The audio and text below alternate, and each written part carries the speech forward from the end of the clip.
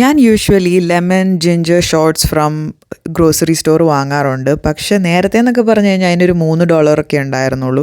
ഇപ്പോൾ $4.45 plus tax എല്ലാം കൂടി വരുമ്പോൾ $6-7 ആകും ഇങ്ങനെയുള്ളൊരു സാധനം വാങ്ങിച്ചിട്ട് കഴിക്കണമെങ്കിൽ. അപ്പോൾ ഞാൻ വിചാരിച്ചു അതിന് പകരം വീട്ടിൽ നമുക്ക് കുറച്ച് ഹെർബൽ ഷോട്ട്സ് ഉണ്ടാക്കിയാലോ. അതിന് വേണ്ടിയിട്ട് 4 ലെമൺ അതിൻ്റെ ജ്യൂസ് സ്ക്യൂസ് ചെയ്തെടുക്കണം. ഈ ബിഗ് യെല്ലോ കളർ നാരങ്ങയ്ക്കാണ് ലെമൺ എന്ന് പറയണത്. മറ്റേ കുഞ്ഞ് നമ്മുടെ നാരങ്ങയ്ക്ക് ഇവിടെ പറയണത് ലൈം എന്നാണ്. അത് കഴിഞ്ഞിട്ട് ഒരു നല്ല വലിയ ജിഞ്ചർ എടുത്ത് തൊലി കളഞ്ഞ് നല്ല രീതിയിൽ കട്ട് ചെയ്യുക. ഞാൻ കുനെ അരിയണമെന്ന് പറഞ്ഞിട്ടുണ്ടെങ്കിൽ എൻ്റെ ബ്ലെൻഡർ അത്ര നല്ല ബ്ലെൻഡർ അല്ല ഗൈസ്. ഞാൻ ഇത് ഹാമിൽട്ടണിൽ ഉണ്ടാക്കുന്നതാണെന്ന് വിചാരിച്ച് ഹാമിൽട്ടൺ ബീച്ചിൻ്റെ പ്രോഡക്റ്റ് വാങ്ങിച്ചാണ്. അത് കഴിഞ്ഞിട്ട് എടുത്ത് താഴെ നോക്കിയപ്പോഴാണ് ഇത് ചൈനയിൽ ഉണ്ടാക്കിയതാണ്, ഇതിന് നല്ല ക്വാളിറ്റി ഒന്നുമില്ല എന്ന് മനസ്സിലാക്കിയത്. അപ്പോൾ പേര് കണ്ടിട്ട് സാധനം വാങ്ങിക്കരുത്, ചൈനീസ് ആവാൻ ചാൻസ് ഉണ്ട്.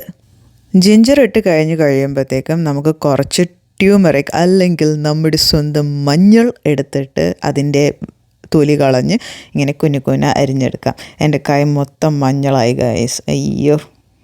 ഇതെല്ലാം കൂടെ മിക്സ് ചെയ്തിട്ട് നമ്മൾ കുടിച്ചു കഴിഞ്ഞാൽ തന്നെ നല്ല ടേസ്റ്റ് ഉണ്ടാവും. പക്ഷേ എനിക്കിതിനകത്ത് കുറച്ചും കൂടി ഒരു സ്വീറ്റ്നെസ് ആഡ് ചെയ്യാൻ വേണ്ടിയിട്ട് ഞാൻ കുറച്ച് ബ്ലൂബെറി അതിനകത്തിട്ട് ആഡ് ചെയ്ത്, ഇത് ഞാൻ ഫ്രോസൺ ബ്ലൂബെറി വാങ്ങിച്ചാണ് കോസ്കോന്ന്. ഇത് കർക്ക്ലാൻഡിൻ്റെ ബ്രാൻഡാണ്.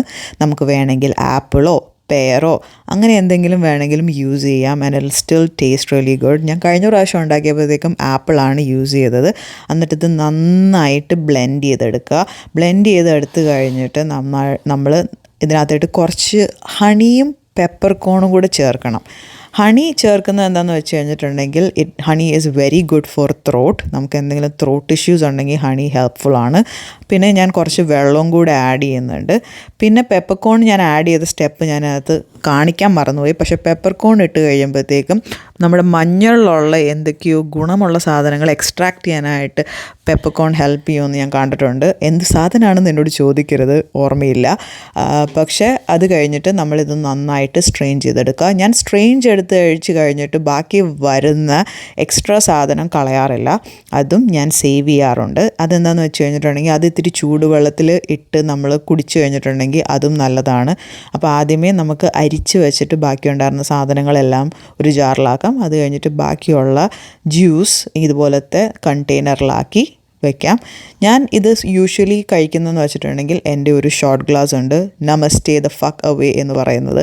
അതിനകത്ത് ഒഴിച്ചിട്ട് ഇങ്ങനെ കുടിക്കും. നല്ല ടേസ്റ്റാണ് ഗൈസ്, നിങ്ങളും ട്രൈ ചെയ്ത് നോക്കൂ കേട്ടോ. ബൈ.